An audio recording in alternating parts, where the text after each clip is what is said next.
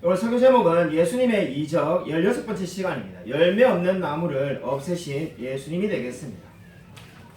오늘 우리가 읽은 말씀을 보시면 아주 간단한 내용을 담고 있습니다. 예수님께서 무화과 나무를 보시고 열매가 없음을 보자 그 나무를 저주하니까 나무가 말라서 죽게 되었습니다. 아주 간단한 내용입니다. 정말 성경 한 번도 읽어보지 않은 분이라 할지라도 오늘 이 말씀을 읽으면 누구나 다 알 수가 있습니다. 오늘 이 말씀은 이적도 되고 비유도 되는 말씀입니다. 우리가 오래전에 제가 예수님의 비유에 대해서 설교를 시리즈로 하였습니다.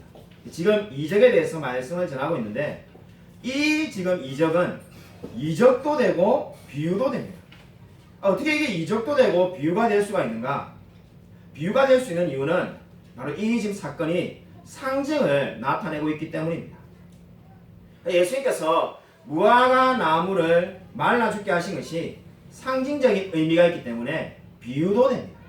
그래서 만약에 여러분이 오늘 말고 또 다른 교회에서든 아니면 어느 장소에서든 이 말씀을 가지고 예수님의 비유라고 설교하는 목사님을 만난다고 하더라도 절대로 이상할 이야기가 아닙니다.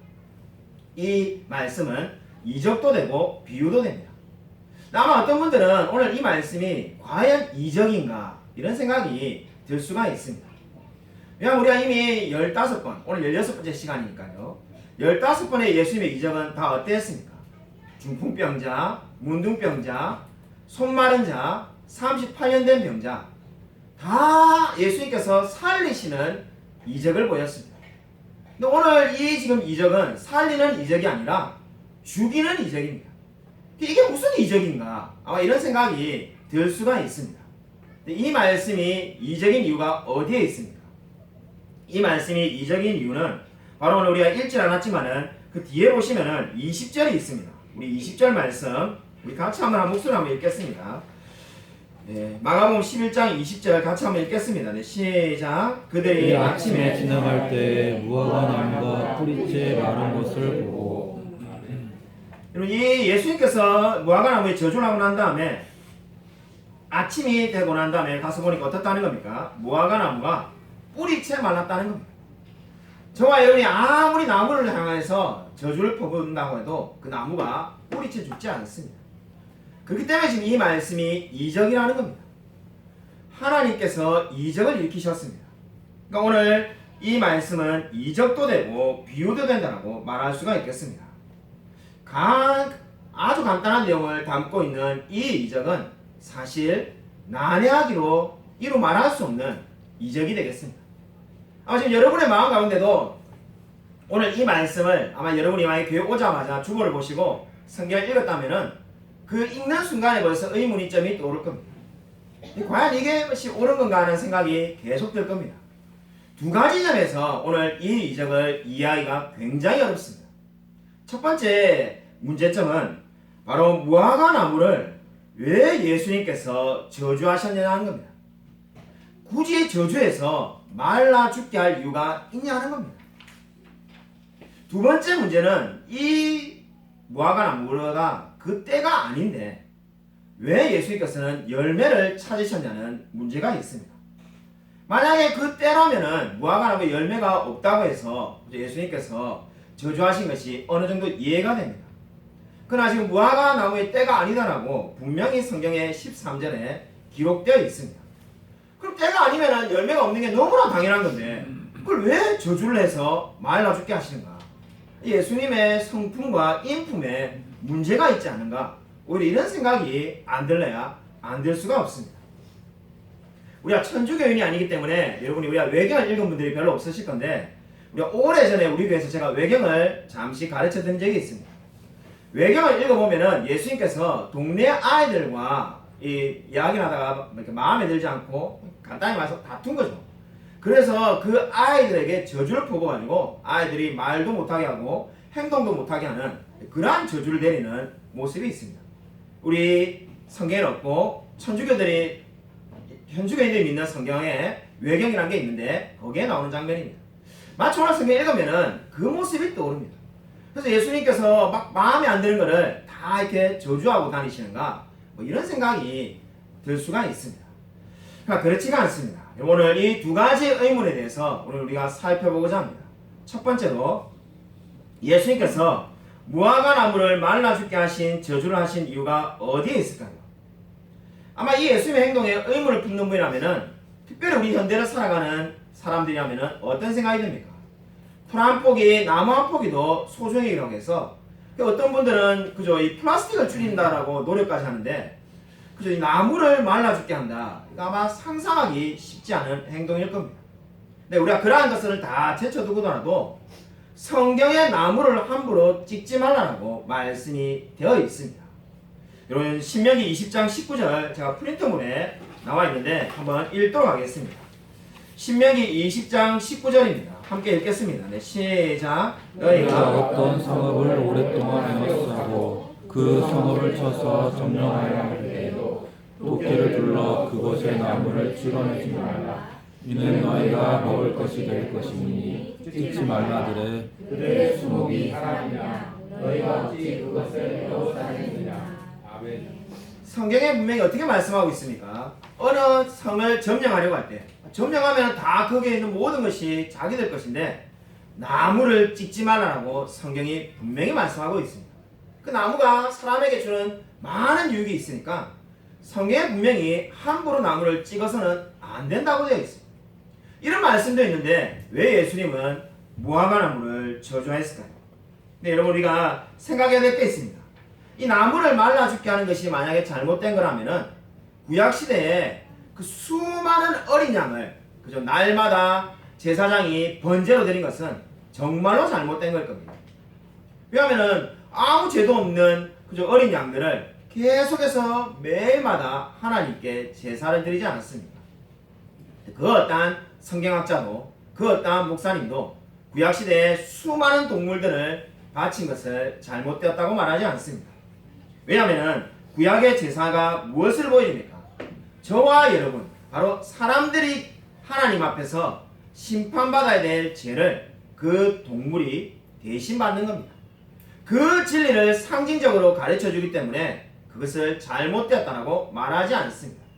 제가 나중에 설명하겠습니다만은 오늘 예수님께서 무화과 나무를 죽이신 그리고 이 말라 죽게 하신 이유는 거기에 중요한 상징적인 의미가 있기 때문입니다. 그냥 예수님께서 아무 의미 없이 그냥 기분 내키는 대로 무화과 나무를 말라 죽게 하신 것이 결코 아니었습니다. 두 번째로 이 무화과 나무의 이적을 이해하기 어렵게 만드는 부분은 바로 13절에 무화과의 때가 아님이라고 분명히 말씀을 하고 있기 때문입니다.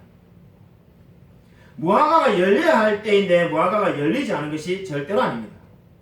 무화과의 때가 아니면 열매가 없는 게 너무나 당연하지 않겠습니까? 오랫동안 수많은 성경학자들에게 이 문제가 난해 구절로 늘 남아 있었습니다. 그래서 이 가장 최근에 학자 중에 한 사람인 건드리라는 이름이 건드리인데 건드리라는 학자가 이 이스라엘에서 오랫동안 머물면서 연구를 하면서 이러한 해석을 내었습니다.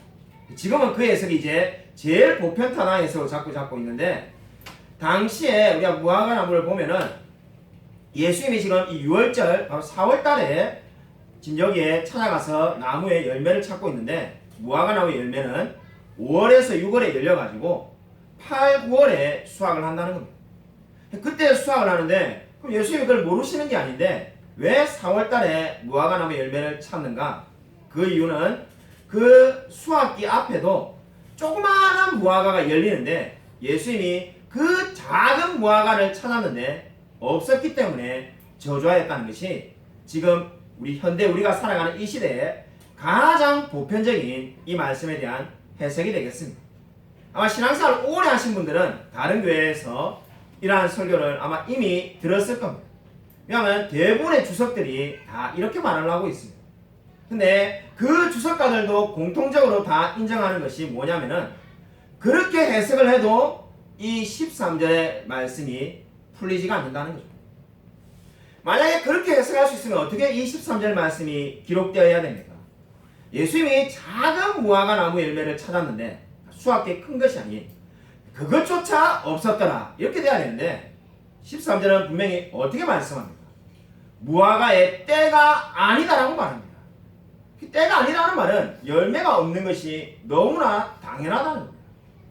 그럼 예수님은 도대체 이 열매가 없는 이때에 왜 무화과 나무에게 열매가 없다라고 말하면서 무화과 나무를 말라 죽게 하셨을까요? 여러분, 이 말씀은 여러분 너무 어렵게 생각하면은 난해 구절이지만은 사실 너무 어렵지가 않습니다.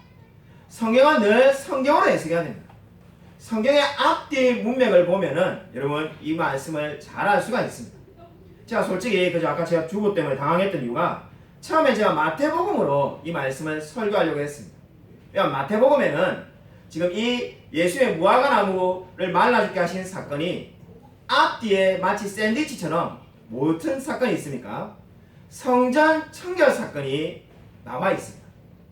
예수님께서 성전에 가서 우리가 너무나 잘 아는 성전에 그저 장사하는 사람들의 판을 뒤엎으시고 그저 이 난리를 치신 게 있습니다. 그렇게 하신 것이 뭡니까? 바로 그 두 사건이 안에 무화과 나무를 말라 죽게 하는 사건이 마태복음에는 정확하게 뚜렷이 기록되어 있습니다. 자, 그래서 마태복음으로 설교할까 마가복음으로 설교할까 이번 주에 많이 고민했습니다. 네, 이 마가복음으로 결국 결정한 이유가 바로 오늘 이 13절에 무화과의 때가 아니라는 말씀이 너무나 중요하다는 생각을 가지고 마가복음으로 바꾼 겁니다. 그럼 무화과 나무에 대한 이 저주의 이야기는 성전 청결 사건과 연결되어 있습니다. 오직 마가복음도 이 사건 이후에 바로 성전 청결 사건이 나옵니다. 무엇을 의미할까요? 한마디로 말해서 성전의 시대가 끝났음을 선언하는 겁니다. 무화과 나무에게 열매가 열릴 때가 아닌데도 왜 말라 죽게 했습니까? 바로 그 수많은 서기관과 바리새인 그리고 예수님 옆에 있는 제자들과 많은 무리들이 그 사건을 보고 깨달으라 합니다. 일종의 상징입니다. 바로 이제 성전의 시대는 끝이 났다는 겁니다. 다르게 말한다면 구약의 성전의 시대는 끝나고 새 성전, 바로 예수님께서 직접 성전이 되셔서 십자가에 죽으시고 부활하실 것임을 선언하고 있습니다. 저와 여러분이 오늘 아침에 어린 양을 이끌고 이 교회에 나온 사람은 아무도 없습니다. 왜 구약시대에 어린 양을 이 하나님께 바치라고 되어 있는데 여러분이 어린 양을 가지고 교회에 안 나왔습니까? 정말로 돈이 없고 가난하다면 비둘기라도 잡아서 나와라고 구약이 다 말씀하고 있지 않습니까? 그렇게 우리가 하지 않는 이유는 바로 성전의 시대가 끝이 났기 때문입니다. 다르게 말한다면 새 성전이신 이제 예수님께서 저와 여러분의 마음에 내주하고 계십니다. 그래서 지금 예수님께서는 바로 그렇게 새롭게 바뀌는 시대를 알리시기 위해서 무화과 나무를 말라 죽게 하신 겁니다. 여러분, 이스라엘은 어떠한 민족이었습니까? 그들은 마치 지금 이 무화과 나무의 푸른 잎처럼 푸른 나라였습니다. 왜 그렇습니까? 그들이 대단해서 푸른 나라였던 것이 아니라 하나님께서 율법을 주시고 십계명을 주시고 말씀을 주었습니다. 고대 근동의 옆에 있는 이스라엘 옆에 있는 모든 나라들은 하나님의 말씀을 전혀 몰랐지만은 이스라엘은 오래전부터 하나님의 말씀을 읽고 배울 수가 있었습니다. 마치 무화과 나무처럼 잎이 무성한 나라였습니다. 그러나 그들에게 문제가 있었습니다. 무엇입니까? 그들은 하나님께서 축복의 통로로 만들기 위해서 이스라엘 민족을 선택하였습니다. 하지만 그들은 하나님을 제대로 믿지도 않았고 복음을 전파하지도 않았습니다. 그래서 하나님께서 어떻게 하신 겁니까? 이스라엘 민족을 온 세상에 다 흩어지게 만드신 겁니다. 하나님이 이스라엘을 택하신 이유는 그들이 복음의 정말 축복의 통로가 되라고 전하였습니다. 그러나 그렇게 하지 않았기 때문에 예수님께서는 지금 경고를 하고 계신 겁니다. 무화과 나무 한 그루가 죽는 것이 너무나 안타깝다고 말할 수 있지만은 수많은 영혼을 하나님께서 살리시기 위해서 무화과 나무 한 그루를 말라 죽게 하신 겁니다. 그러므로 지금 오늘 이 말씀은 경고입니다. 우리가 오늘 이전까지 지난주까지 살펴봤던 15개의 이적들은 예수님께서 생명을 살리시고 그들에게 회복시키시는 그러한 이적이었습니다. 그럼 오늘은 지금 이 말씀은 바로 사람들에게 경고하는 말씀이 되겠습니다. 경건은 없는데 경건의 모양만 있는 사람들을 향한 경고가 되겠습니다. 그럼 마태복음 7장 18절부터 21절 한번 읽고자 합니다. 우리 많은 성도님들이 오해하고 있는 말씀이기도 한데 마태복음 7장 18절부터 21절 우리 같이 한 목소리 한번 읽겠습니다. 프린트본에 다 나와 있습니다. 함께 읽겠습니다. 네, 시작. 좋은 나무가 나쁜 열매를 맺을 수 없고 못된 나무가 아름다운 열매를 맺을 수 없느니라. 아름다운 열매를 맺지 아니하는 나무마다 찍혀 불에 던져지느니라. 이러므로 그들의 열매로 그들을 알리라. 나더러 주여 주여 하는 자마다 저 천국에 들어갈 것이 아니요 다만 하늘에 계신 내 아버지의 뜻대로 행하는 자라야 들어가리라. 아멘. 그럼 오늘 이 성경 마태복음 7장 18절부터 21절 보면은 우리가 너무나 다 잘 아는 말씀입니다. 그들의 열매로 그들을 알리라 이렇게 되어 있습니다. 아마 우리 많은 성도님들이 이 말씀을 굉장히 부담스러워합니다. 그렇게 부담스러워한 이유를 가만히 들어보면은 열매로 우리를 안다고 했으니까 내가 교회를 열심히 다니고는 있지만은 뭔가 더 특별하게 했어야 되는데 전도를 10명, 20명 하든지 교회 건축이라고 헌금을 한 1억 하든지 내가 한 게 없네. 내가 뭔가 열매를 만들어내야 되는데 이렇게 생각하는 분들이 의외로 많이 있습니다. 그럼 오늘 이 말씀은 전혀 그런 의미가 아닙니다. 좋은 나무가 좋은 열매를 맺는다고 말을 하고 있습니다. 나쁜 나무는 나쁜 열매를 맺는 겁니다. 이 말이 무슨 말입니까? 저와 여러분이 그리스도인이 된 게 우리의 노력으로 된 것이 아니지 않습니다. 하나님께서 우리를 좋은 나무로 붙들어 주셨다면, 좋은 나무로 세우셨다면 좋은 열매가 맺게끔 되어 있다는 겁니다. 그렇기 때문에 이 말씀은 많은 성도님이 오해하는 것처럼 내가 지금 매주 주일 성수하고 잘 나가고 있지만은 혹시나 천국에 가면 하나님이 나에게 열매가 없다면서 나를 천국에 못 들어간다라고 말하지 않을까? 이런 의미가 전혀 아닙니다. 오늘 이 말씀은 말 그대로 좋은 나무는 좋은 열매를 맺게 되어 있습니다. 근데 지금 예수님께서 무화과나무를 저주한 이유가 뭡니까? 이미 나쁜 나무이기 때문에 저주를 하신 겁니다. 그러면 여러분, 저와 여러분에게 필요한 것이 무엇입니까? 저와 여러분에게 필요한 것은 장차 다가올 진노를 피하라는 겁니다. 하나님의 편에 서십시오. 혹시 우리 가운데 아직까지 회개하지 않은 사람이 있다면 하나님을 영접하고 하나님 편에 서시기를 바랍니다. 지난주에 우리 교회에서 수년간 후원을 했던 이 주님의 기쁨교회, 우리 교회가 약 3년 이상 후원했는데 주님의 기쁨교회 강하중 목사님이 전화를 주셨습니다. 전화를 주셔가지고는 캐나다에 있는, 이름은 밝히지 않겠습니다, 어떤 목사님이 한국에 들어오셨다면서 이렇게 연락을 해주셨습니다. 이야기를 듣자마자 마음에 강하게 정말로 아픔이 밀려왔습니다. 진짜 오랫동안 이제 잘 잊고 살았는데 듣자마자 옛날 생각이 나가지고 마음이 너무 힘들었어요. 무슨 일이 있었냐면은 그 캐나다에 계시다가 지금 한국에 지난주에 귀국하신 목사님이 2015년 12월, 날짜는 제가 정확하게 기억 안 납니다만은 2015년 12월 제가 개척한 지 한 넉 달 정도 지났을 때 우리 교회에 강하중 목사님하고 같이 찾아왔습니다. 찾아온 이유는 서울에 있는 교회에서 10년을 사역했는데 교회에서 이제 좀 그만 나이도 많으니까, 저보다 나이가 더 많은 분입니다. 5살인가 6살인가 더 많으신데 제가 좀 그만 이제 너희 갈 길을 가라면서 개척을 시켜줄 테니까 해라고 했는데 이 목사님이 절대로 안 한다면서 당회가 개척을 해라고 명령하고 돈도 주겠다는데도 안 하고 계속 사임을 안 하고 버티고 있는 상황이라서 강하중 목사님이 제게 그 목사님을 데리고 왔습니다. 강하중 목사님이 아무리 개척을 해도 그분이 꿈쩍도 안 하니까 마지막으로 내가 소원이 있는데 정말 이 한 명의 목사님을 만나보고 그래도 개척하기 싫으면은 뭐 마음대로 하십시오 해가지고 데리고 온 거죠. 저를 만났어요. 그래서 저보고 뭐 가감 없이 그냥 지금 있는 그대로 이야기를 하라는 거예요. 그래서 저 그 당시에 우리 장로님하고 권사님이 오시기 전인데 우리 교회 어른 성도가 5명 있었던 걸로 기억합니다. 그래서 저는 개척해라면서 제가 이래 말했어요. 목사님이 안 하시려고 하더라고요. 그래서 아니 이게 도대체 교회에서 그렇게 지원도 많이 해준다는데 뭐가 그래 두렵냐니까 절대로 교회가 안 될 것 같다면서 안 하신다는 거예요. 제가 그때 이렇게 말했던 게 기억이 납니다. 아니 개척을 목사가 하지 집사가 하겠습니까? 이 말 오해하지 마십시오. 목사가 집사가 높다는 게 아니라 집사는 집사의 역할이 있고 목사가 개척을 하는 게 맞는 겁니다. 하나님의 나라의 관점에서 보면은 다 모든 분들이 청빙만 간다면은 교회 개수가 예를 들면은 뭐 3만 개 나면은 똑같지 않겠습니까? 누군가 개척을 해야지 하나님의 교회가 확장되고 늘어나지 않겠습니까? 개척이 너무나 귀한 겁니다. 이렇게 말했습니다. 감사하게 목사님께서 제 말이 맞다고 하면서 그 자리에서 개척하겠다고 결정해서 정말로 개척했습니다.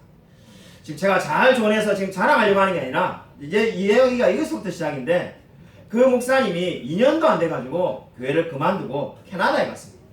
갈 때도 제게 전화를 주셨는데 제가 얼마나 마음이 아팠는지 모릅니다. 근데 이번에 지금 돌아오셨는데 사모님이 큰 병에 걸려가지고 돌아오셨습니다. 캐나다에 가서 고생을 엄청 하시고 돌아오셨습니다. 제가 너무 안타까운 마음이 들어가지고 전화해가지고 저에게 원망하는 마음이 없냐라고 물으니까 그런 마음을 없으시다고 하더라고요. 그래도 제가 없다는데도 제가 막 이렇게 마음이 너무 불편했어요. 제가 만약 그때 다르게 조언했다면은 정말 인생이 바뀌지 않았을까, 이런 생각이 들면서 마음이 참 많이 힘들었어요. 그래서 이번 주에 성경을 막 읽는데 이 성경 구절 한 말씀이 제게 큰 위로를 주었습니다.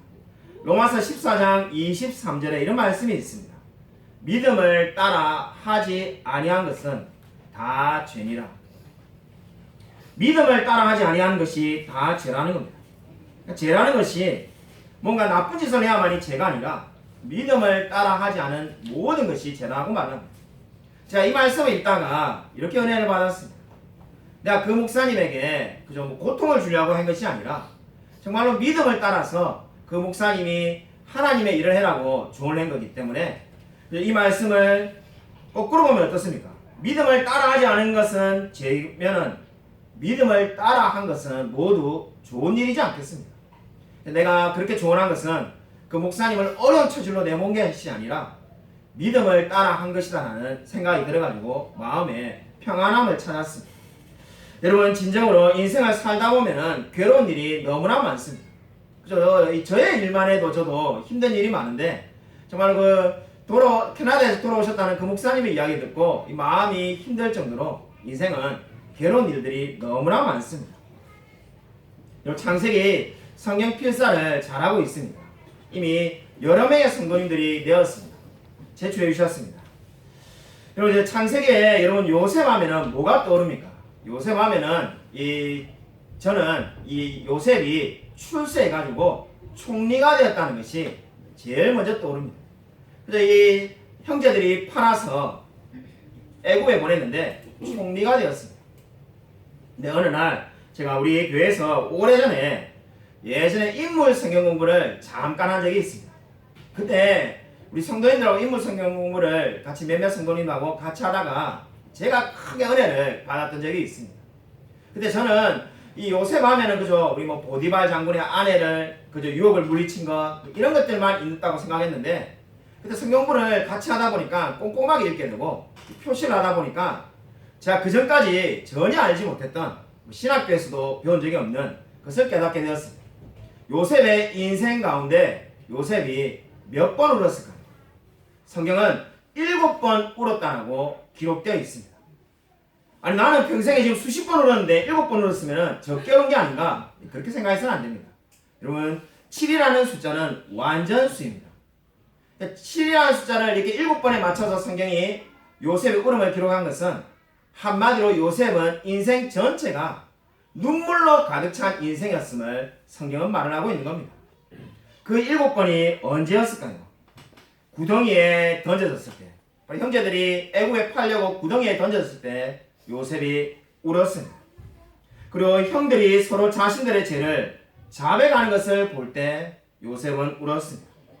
그리고 동생 베냐민을 다시 만났을 때 울었어요. 그리고 형들과 화해하게 될 때 2번을 울게 됩니다. 그러고 난 다음에 아버지를 다시 만났을 때 울고, 아버지가 죽었을 때 또 울게 되었습니다. 그래서 이 모든 것을 합하면은 7번을 이 요셉은 웁니다. 이 7번을 계속 울었다는 것이 무엇을 의미하겠습니까? 남들이 보기에는 애굽의 총리가 되고 성공한 인생을 보이지만은 요셉은 슬픔과 고통이 너무나 많은 인생이었음을 성경은 말을 하고 있습니다. 그 많은 눈물들을 다 누가 닦아주신 겁니까? 하나님이 닦아주신 겁니다. 여러분, 인생을 살 때 여러분의 마음 가운데 어려움이 많이 있을 겁니다. 특별히 정말로 경제가 지금 어렵고, 저는 잘 모릅니다만 여러분이 더 잘 아실 겁니다. 수출이 계속 줄고 있고, 무역익 수지가 적자이고, 이 모든 면에서 사실 좋은 게 없습니다. 자, 최근에 만나본 우리 목사님이나 집사님들하고 경제 이야기를 할 때 제가 들으면서 공통 분모가 하나 있다는 걸 깨달았는데, 단 한 명의 사람도 이제 앞으로 우리 자손의 시대가 우리보다 더 잘 살 거라고 말하는 사람을 단 한 사람도 본 적이 없습니다. 우리 어린 자녀들도 앉아 있는데, 그죠? 그죠? 예수님처럼 제가 저주라는 것처럼 들리는데, 그냥 저는 들은 대로 말할 뿐입니다. 단 한 명도 긍정적으로 우리보다 우리 자손의 시대가 더 잘 살 거다, 세계 최강대국이 될 거다, 이래 말하는 분은 한 사람도 못 봤습니다. 마치 다시 우리 어릴 때 스레트집 살았던 것처럼 다시 옛날로 돌아갈 가능성이 많다고 말하는 분들을 너무나 많이 만나왔습니다. 아마 많은 염려와 걱정이 우리 가운데 있을 겁니다. 여러분, 시편 34편 8절에 성경에 이렇게 말씀합니다. 여호와는 마음이 상한 자를 가까이 하시고 충심으로 통회하는 자를 구원하시는도다. 하나님은 어떤 사람을 가까이 하신다는 겁니까? 마음이 상한 자를 가까이 하신다는 겁니다. 저와 여러분의 마음 가운데 눈물이 가득하다면 주님이 가까이 함께하여 주실 줄로 믿으시기 바랍니다. 요셉의 삶이 그러한 사람이었습니다. 요셉의 삶 가운데 늘 눈물이 있고 늘 어려움이 있었습니다. 바로 그 요셉을 하나님께서 늘 붙들어 주었습니다. 그렇기 때문에 요셉이 그렇게 높이 쓰임을 받게 된 줄로 믿으시기 바랍니다. 지난주에 우리 교회에서 수원로에 서부시찰에 정기 모임이 있었습니다.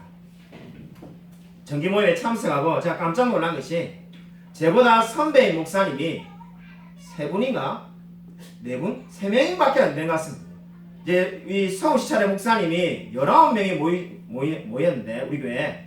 그 중에 제가 이제 정말 한 손가락, 다섯 손가락 안에 들어가는 그런 사람이 되었습니다. 대단한 사람이 됐다는 게 아니라 늙었다는 말. 제가 정말 너무 서글펐습니다. 저 어쩌다 이렇게 되는가. 물론 실제 나이는 저보다 더 높은 사람이 있을 수 있는데, 나이를 말하는 게 아니라 합신, 졸업 기술을 말하는 거예요. 입학 기술을 말하는 거예요. 그래서 어쩌다가 제가 이제 제일 선배가 될 판입니다. 제보다 나이 많으신 목사님들은 지금 그때 지난주에 만나서 이야기를 들어보니까 다 2, 3년 내로 이제 은퇴하실 나이입니다. 그 은퇴하면 새로운 젊은 목사님이 담임 목사님 되면은 제가 제일 선배가 될 판국입니다. 그래서 제가 어쩌다가 이렇게 됐는가. 그래서 이게 지금 커피를 제가 막 뽑아가지고 나르는데 이게 부르지도 않았는데 막 후배 젊은 목사님들이 찾아와가지고 다 이렇게 인사하시고, 그래서 왜 이러신가 했더만은 제가 한참 선배. 제가 보면서 정말로 세월이 이렇게 많이 지났는가 이런 생각을 했습니다. 근데 이번 때 시찰에 모여서 회의를 하다가 제가 정말로 은혜를 많이 받은 일이 있었습니다. 한 교회가 설립 허가를 냈는데 경론이 벌어졌습니다. 별로 은혜가 안 되기 때문에 녹화 중이라서 이야기는 하지 않겠습니다. 내용이 궁금한 분은 금요기도에 나오신 분을 찾아가지고 물어보셔서 들으십시오. 제가 누워서 얼굴로 제 침뱉기라서 제가 녹화하면서 말할 수가 없을 것 같습니다. 어쨌든 간에 그 교회가 설립 허가를 냈는데 세례교인 9명이 지금 예배를 드리고 있다는 겁니다. 오산에서.